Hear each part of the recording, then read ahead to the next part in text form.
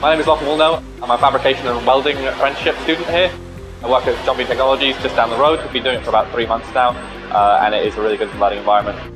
JBT were taking in apprentices. I applied for the job and managed to get it, and of course they've just founded a new relationship with this college. They've donated some welders and stuff, so all the equipment we've got here is really good. It's industry grade. At the moment we're practicing all the different kinds of welding: TIG, MIG, stick, and DC TIG, which is welding stuff like aluminium. So at JBT we mainly do stainless steel fabrication. We've got all different kinds of welding here, which means you get a really broad range across the different kinds of welding you get to practice. John here is really good at what he does in terms of his knowledge base. He knows just about all the kinds of welding that you can do. He's worked in the industry for a really long time as well.